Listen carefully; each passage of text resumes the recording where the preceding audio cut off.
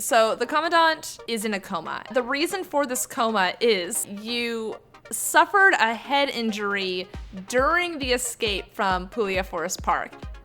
How? So you're telling me I fought all of those corrupted and all of those hetero creatures and the twins, and I escaped, and what puts me in a coma?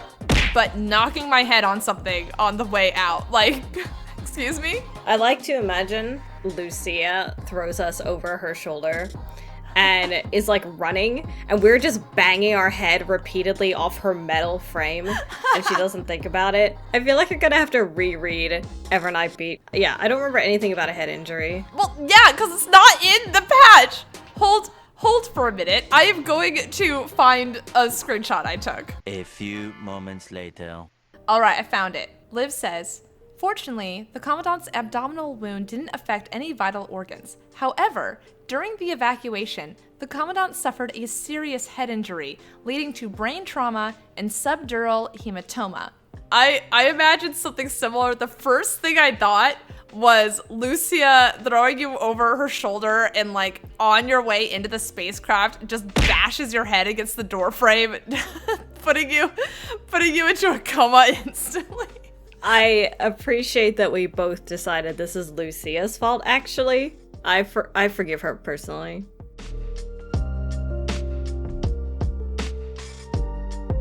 Too many people try to help others by sacrificing their own happiness and well-being. And this is what the Surviving Lucem is all about.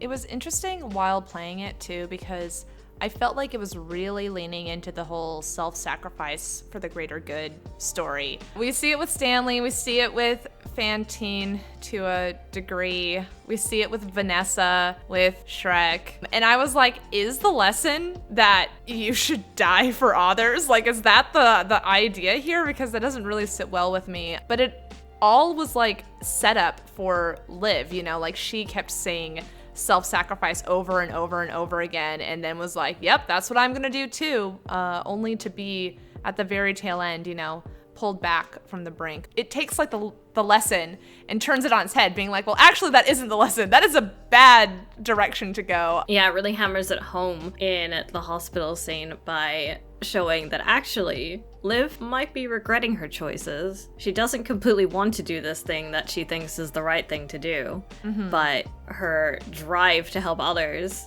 outweighs everything else. It's this culmination, right? Because what we know about Liv, she has been on the self-sacrifice route her whole life. Even when she's like a little baby, she is letting her sheep eat her hair because she wants her sheep to live. No pun intended. Calliope is like, no, Liv, no. Don't let the sheep eat your hair. And then Liv is like, I've chosen this as my worldview for the rest of my life, basically. It takes a long time introducing all these characters, but I really felt the gravity of it. Like, these aren't just a bunch of meat sacks that Liv is responsible for. Like, these are all people that she cares about. You get to know what's hurting them down to their medical charts, which is a very interesting way of seeing things from Liv's perspective. I was quite touched by Liv's medical charts where she talks about their allergies. That little detail I thought was really significant, because it's bad enough that like they need more antibiotics, but this guy is allergic to penicillin, so he cannot have that particular antibiotic, you know, just like the little things like that really helped both humanize the characters as well as show the difficulties that Liv is trying to balance here. Though I did have one qualm. So Liv mentions that these two women came to the clinic, Lindsay and Jen. And Lindsay had taken a fall, I believe. She would have been badly injured and needed a blood transfusion. However, her blood type is AB, and Liv says that they don't have a match, and Jen is not a match for her. And I was like, what's the problem? AB blood has this wonderful property of being able to have almost any other blood type. It could take A, it could take B, it could take O, it could take AB. It's awesome. I myself am an AB blood type person. So I was like, yeah, you and me, girl, you got this. And Liv is like, this is so sad. There's no one to give her blood. And I was like, wait, What do you mean? You can. She can have it. Maybe in the distant apocalyptic future, AB blood gets tainted by the punishing virus inherently, and it's no good anymore. That's so sad for me in particular. Well, Stanley loves matches, right? And he tells Liv at the start that he would rather give up on himself than give up on matches. And Liv says something so smart, which is, if you're gone, who's going to take care of him? It was a great thing to say, and so it made it extra ironic that she didn't follow her own advice. That didn't occur to me. I was going to say Stanley didn't end up following her advice, but yes, she did not follow her own advice. This is a story where no one follows Liv's good advice, including Liv. Aren't we all like that, though? We love a good hypocrite. Everyone's a little hypocritical deep down, but Liv especially. So Stanley says that he would give up on himself, but not matches. But in the end, he chooses to end his own life when he thinks that there's no one left to come back for him. I don't really know how to talk about this. This was a tough scene. I feel like the story did a pretty good job of subverting expectations. Like, you keep thinking this group of people were left behind. Liv promised she would come back, so obviously that's what's gonna happen. And then you're watching their story while they're waiting for Liv, and time keeps passing and passing, and things are getting worse, and you're like, well, I don't know how they're gonna survive this, but I'm sure Liv will come. And okay, these people died, but I'm sure Liv is gonna come. And meanwhile, you, the reader, also has no idea where Liv is, so you're in the same boat as Stanley. I think by not giving that knowledge to the reader really makes it hit home the kind of anxiety of the situation, how hopeless it feels. That's kind of what Stanley feels until it's way too late. So he makes his note and he draws the angel wings on the note. And I'm like, oh yeah, for the Empyrea frame. That's gonna be in this chapter somewhere. I don't know when, but that's going to make an appearance. Liv's gonna appear in her frame and meet him at the top of the tower. But she doesn't. Then he jumps, and I think, oh, she's gonna catch him while he's falling. She does not make it. He hits the ground, and he's still alive. And I'm like, well, this looks extremely bad. But maybe there's still time to save him. Maybe Liv will show up now. But she doesn't. She doesn't show up until the next day when it's far too late. Do you think it's supposed to be a message about how we're putting too much burden on Liv's shoulders as well by expecting her to show up? We have unwittingly also put her on the pedestal, which is somewhere you shouldn't actually put anyone, because it ends up with things like this where your expectations for someone are just way too high, and people can't fix everything. So let's talk about the best character development we actually got in the Surviving Lucem, which is Vanessa. What a glow up character-wise for her in this story. I wish she was written like this when she's first introduced to us. Yeah, she was just clownishly evil before. So in that chapter, you see Vanessa, and Vanessa's like, ooh, I'm totally wicked and evil. I'm super abusive, and proceeds to like slap her constructs in the face, talk about how you gotta break a few eggs to make an omelet. Maybe not that particular metaphor, but that style of metaphor, which is only evil people say that, by the way.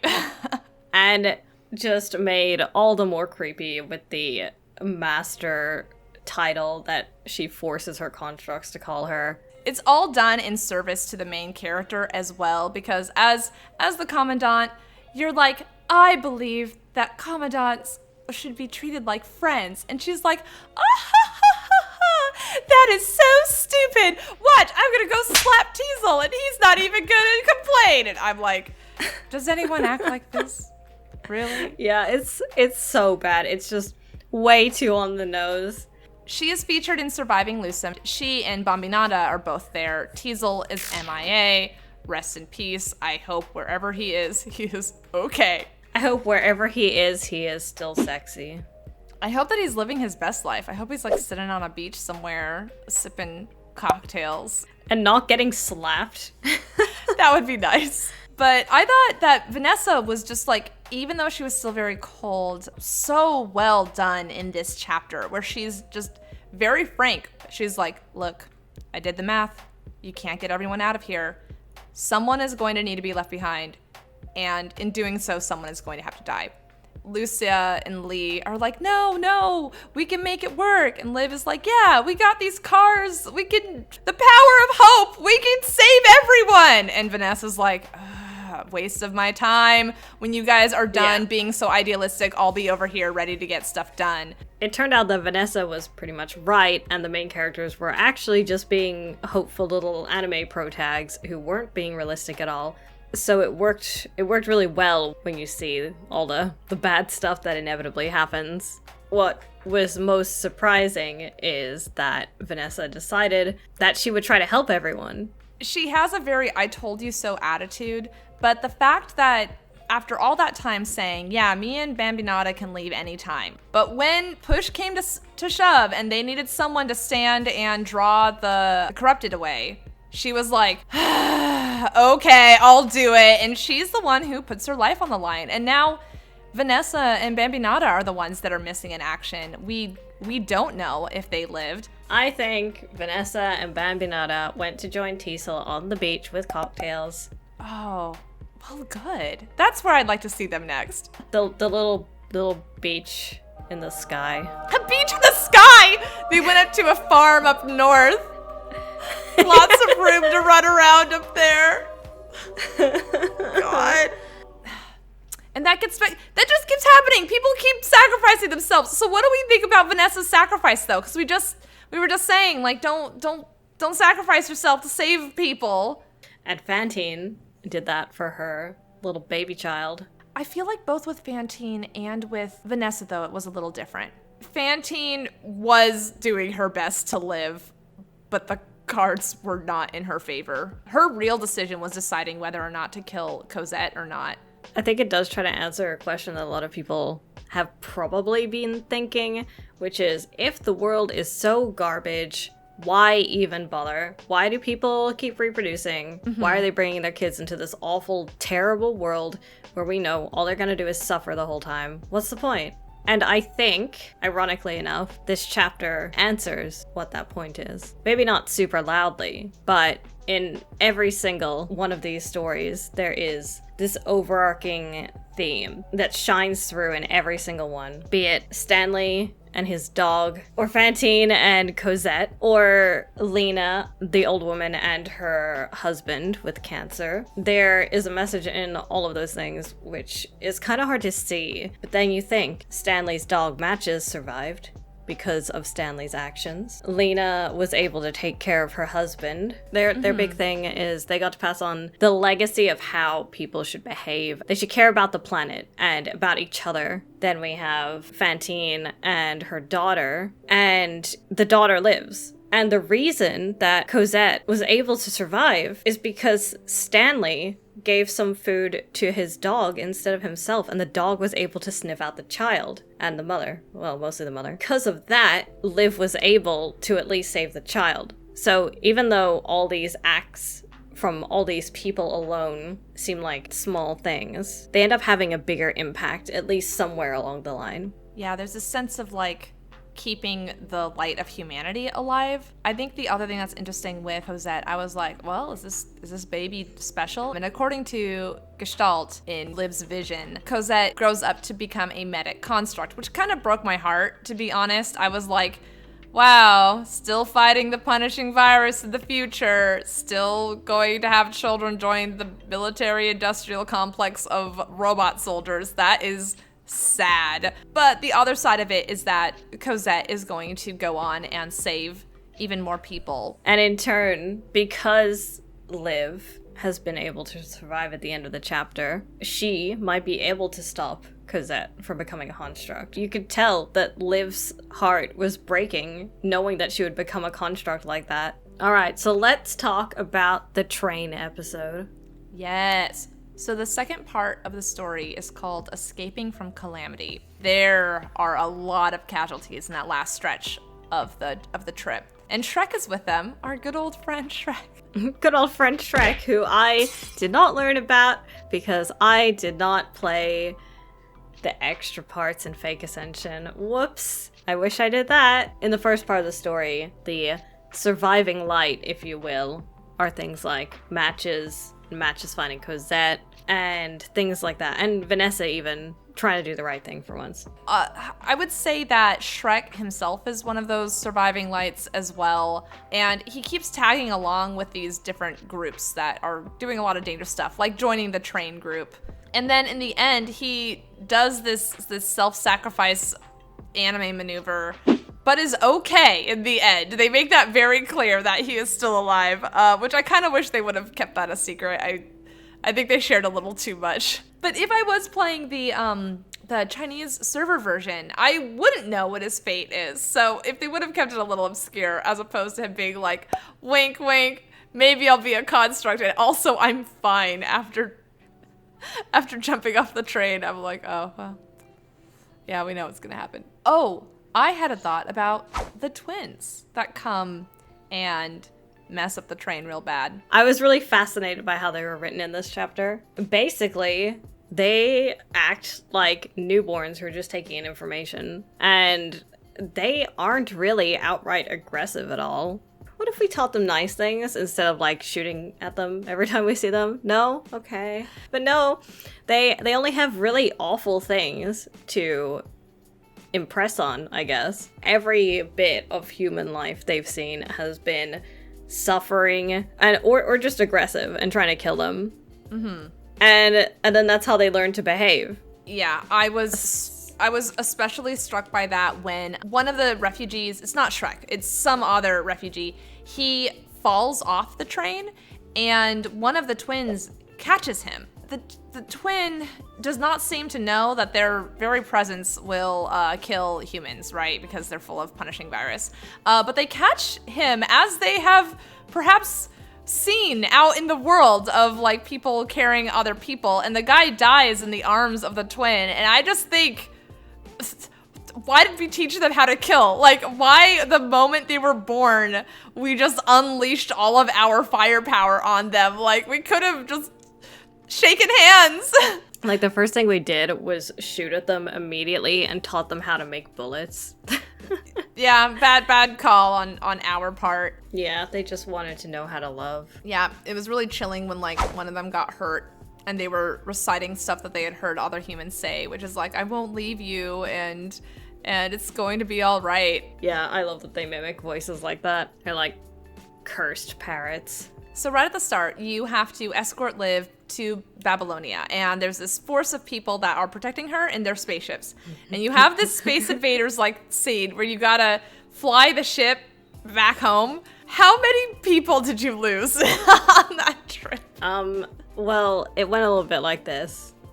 Oh god, everything is hitting them. Oh my god, I'm trying to move this way. I'm trying to do this formation instead. Oh no. They're basically absorbing the bullets. Oh god, oh no. Oh god. Don't look away. Oh. I think they all died. And the name, you see the names of people who have died. It's like you've lost contact with, you know, Jimmy or Katie. And I was like, no! I reset 3 times and then I just gave up. I was like, look, we're just gonna have to go full Vanessa and accept the fact that some people are not going to make it. Notably everyone else except for Liv. Yeah, I think it does a good job in showing the amount of casualties needed just to get this human experiment back to where she needs to be. And so it's not just Liv giving up her life either, it's Liv and all these people who decided to protect her. So the final section of the Surviving Lucem. Yes, it is called Praying in Doomsday. The scene opens and Lucia and Lee look awful. And by awful, I mean they look very cool, but they don't look happy. Yeah, it's a little bit distressing to see that they have clearly been infected with the punishing virus. Their insides are all lit up red in that very typical way. But yeah, Lucia's looking better than ever. She looks so wayfish and just dead inside, no thoughts, head empty 99% of the time, but she got some good faces here. Everyone did, and really clever use of the limited art that they have. We get a back shot of Lee when they're like back to back in their final stand. The thing from this chapter that I really had we have the technology moment for was with all the phone calls, basically, where they do the split screen, the way it like opens up into that instead of just showing the both characters on the screen, basically. Well, not only that, but the payoff, right? Because you see the characters standing in their own rooms, split screen, but then when Liv calls Lucia, when she's on her way down to the surface, you can't see Liv. So Liv calls and you're like, oh my gosh, it's Liv, but it's just a black screen because Lucia's module is broken. And not only that, Lucia prevents Liv from seeing her because she doesn't want Liv to see her in that state. So seeing half the screen blacked out was quite effective, especially with Liv's haunting and beautiful voice coming in over the communications. I was really surprised they added in a song for Liv at all. Like, that's a lot of effort for this chapter. And having her sing in the first section, in a very different situation, made that callback so much more powerful. I felt my heart stir when I heard her singing as I'm trying to play Lucia, but she can't do Arctic form, so all my hits just feel really bad. The gameplay sections are really great here too, and I think something that's really nice that the game has been doing for quite a while now is that they are giving you these like fixed characters. Like, you can't use your own characters most of the time in these story nodes anymore. You have to use the ones the game assigns to you at whatever power level the game thinks is appropriate for you. Mm-hmm. And with any buffs or debuffs, basically, that the story needs you to have. And you really feel it in this section with, taking away your ability to use signature moves or making it so you can use your signature move things constantly, like all that stuff. It really adds to the emotion.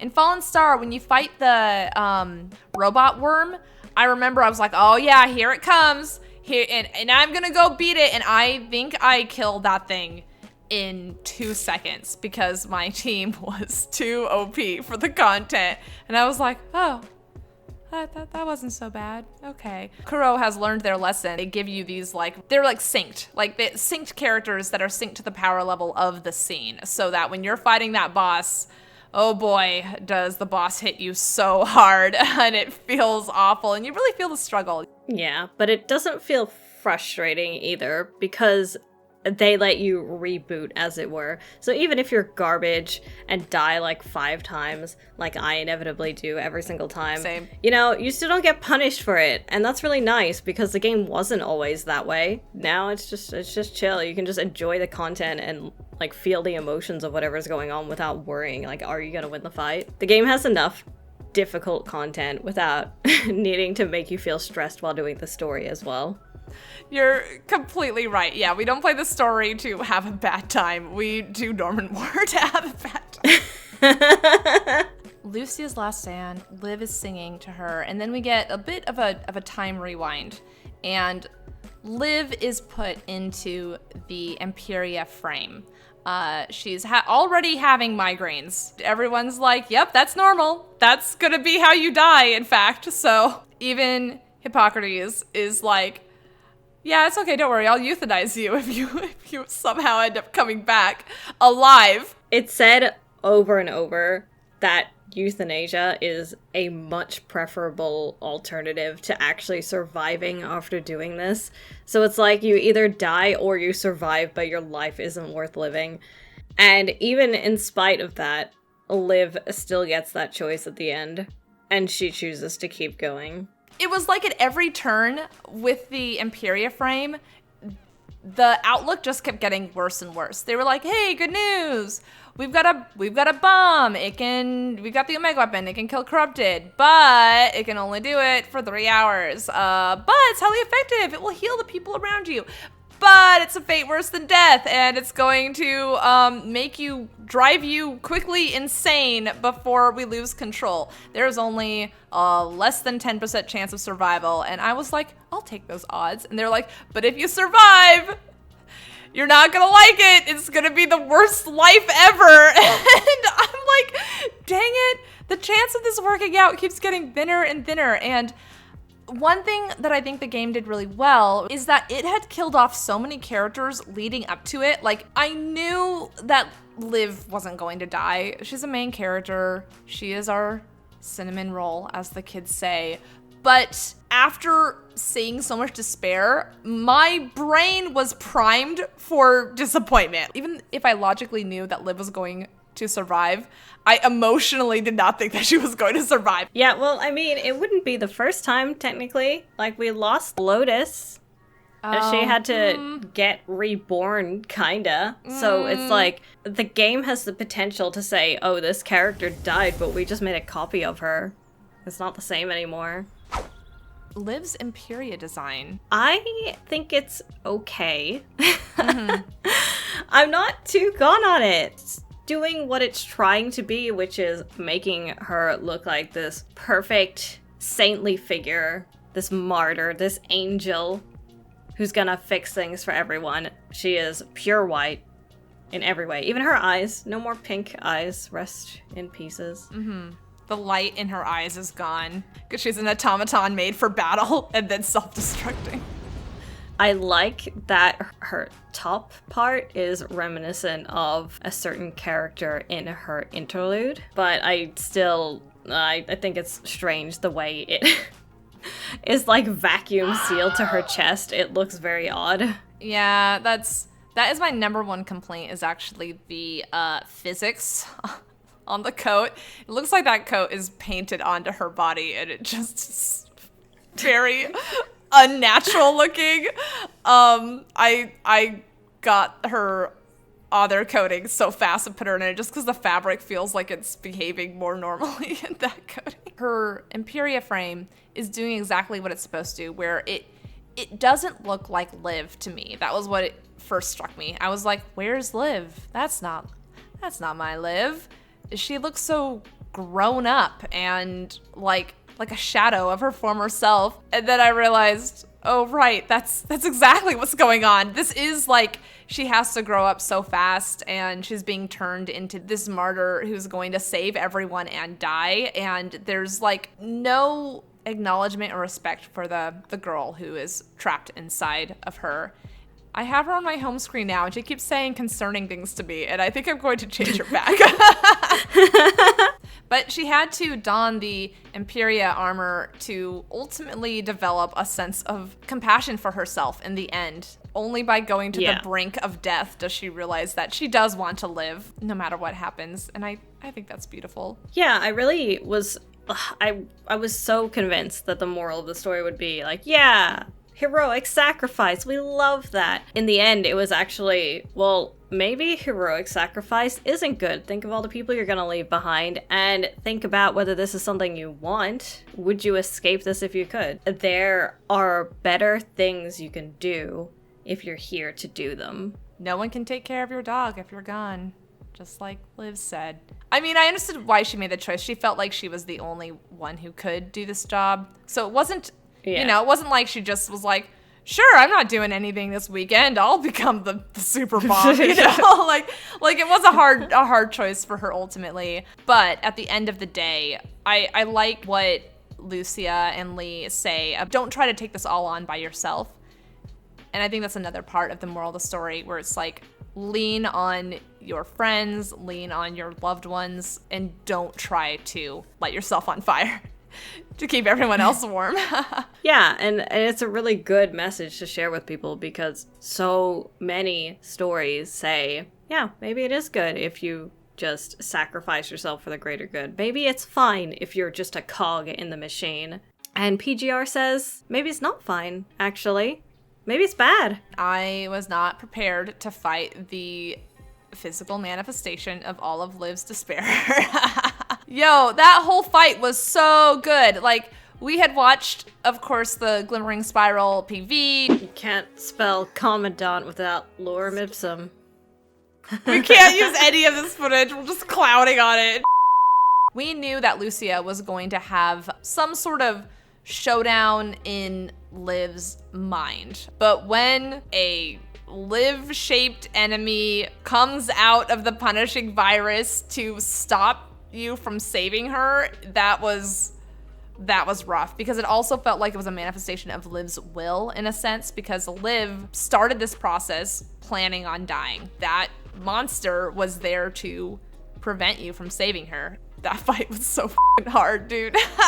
Even though I couldn't lose, it felt really rough. I really liked just how much of a story spectacle it felt. You're doing your best to fight this thing. You have to QTE Liv in order to do anything substantial and get your orbs back, because your orbs kept getting locked. Like, just being around this thing was draining your power. When Liv would cry out Lucia's name, it was too much for me. I did cry while I was playing that last fight. It was very hard to see the boss through my tears. Liv, even while she's actively dying, she's still trying to save her friends in her mind space where she's trying to protect Lucia. And I'm like, this is exactly the problem, Liv. You need to stop doing this. But thank you for the buff. I need that to live. I actually felt like there was a missed opportunity in here. I felt like not enough of the burden was put on the Commandant. I wanted to read descriptions of her getting the migraine, bleeding out through the nose, trying to like help Liv get the situation under control. But as far as the toll it takes on the Commandant, like the Commandant seems basically fine. Maybe it will be a kind of fake ascension moment where more of that comes into play next chapter. Ooh. Honestly though, with story content like this, we can't wait for the game not to take your serum to replay old content. That's actually coming in the future. If you want to hear more about changes coming in the future, you're going to want to watch this video. Bye you later.